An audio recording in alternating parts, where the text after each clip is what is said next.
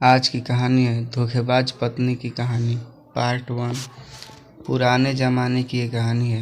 एक परदेश में एक व्यापारी ने प्रेम विवाह लव मैरिज किया।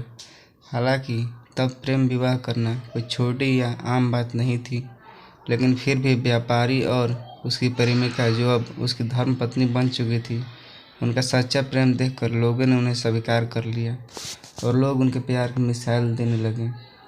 वे दोनों भी अपने प्यार से भरी नए संसार में काफ़ी खुश थे। लोग ये देखकर हैरान रह जाते कि उन दोनों में कभी किसी वस्तु या विषय को लेकर कभी झगड़े नहीं होते थे। व्यापारी और उसकी पत्नी ने अपनी प्यार की रोशनी सदा रोशन रहे, इसलिए एक नियम बनाया था।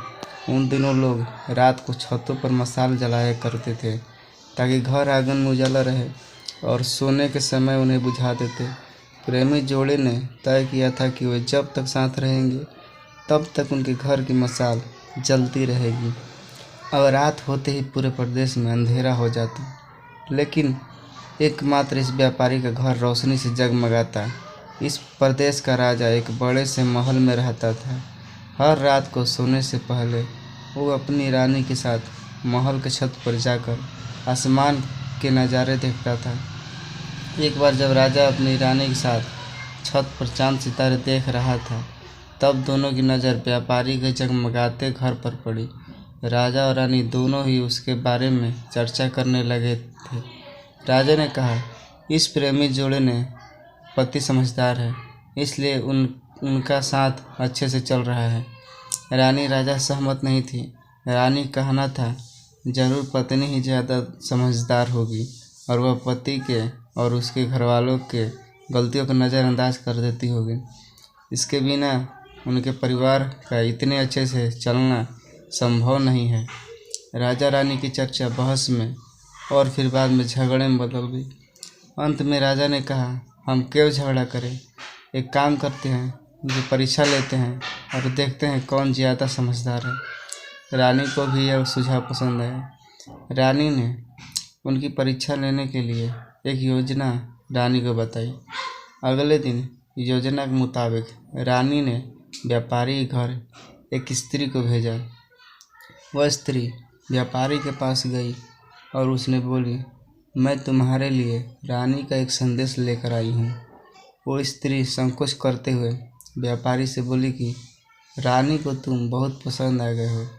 अगर तुम अपनी पत्नी को छोड़ दो या उसकी हत्या कर दो, रानी तुमसे शादी करने के लिए तैयार है। महिला की बात सुनकर व्यापारी को गुस्सा आ गया, लेकिन उसने अपने गुस्से पर काबू रखते हुए उस महिला से कहा कि ऐसी 1000 रानियाँ भी आ जाएगी, तब भी मैं अपनी पत्नी को धोखा नहीं देने वाला। तुम मेरी तरफ से रानी से माफ़ी मांग लेना, तो कहना ऐसा प्रस्ताव दोबारा ना भेजें। उस स्त्री ने व्यापारी ने जो कहा था वह बात राजा और रानी को जाकर बता दी। व्यापारी का ऐसा जवाब सुनकर राजा खुश हो गया, क्योंकि राजा जैसा सोचता था व्यापारी उतना ही समझदार निकला। अब व्यापारी की पत्नी के परीक्षा की बारी थी। राजा ने एक आदमी को उसके पास भेजा। आदमी ने व्यापारी की पत्नी से कहा, राजा को तुम पसंद आ गई हो। राजा ने कहा है अगर तुम अपने पति को मार देती हो तो वो तुम्हें उनकी रानी बना लेंगे। आदमी की बातें सुनकर पहले तो व्यापारी की पत्नी कुछ भी नहीं बोली। जब आदमी वहाँ से जाने लगा, तब पीछे से व्यापारी की पत्नी ने कहा कि आज रात को जब मशाल बुझ जाएगी तो समझ लेना कि मैंने अपने पति की हत्या कर दी है। राजा के आदमी ने इस घटना का वर्णन राजा और रानी के सामने जाकर किया। राजा को व्यापारी की पत्नी पर काफ़ी गुस्सा आया, लेकिन रानी ने राजा से कहा कि वह सिर्फ ऐसा कह सकती है, कर नहीं सकती।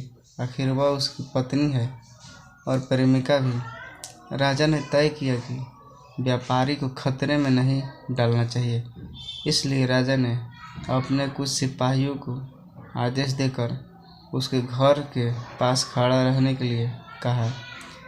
राजा ने उनको समझाया कि जैसे व्यापारी के घर की मशाल बुझे तो तुरंत उसे घर में घुस जाना और व्यापारी को बचा लेना। रात होते ही राजा और रानी अपने महल के छत पर आकर व्यापारी के घर की तरफ देखने लगे। आधी रात हो गई लेकिन कुछ भी नहीं हुआ। रानी राजा से कहने लगी, देखा, मैं कहती थी न कि वो सिर्फ एक कह सकती है, ऐसा कर नहीं सकती। रानी ने यह सब कहे थे कि राजा ने देखा कि व्यापारी के घर की मशाल बुझ चुकी है। अगर ये कहानी आप लोग को अच्छा लगे तो वीडियो को लाइक करें, चैनल को सब्सक्राइब करें। इसका नेक्स्ट भाग कल लेकर आएंगे हम। जय हिंद।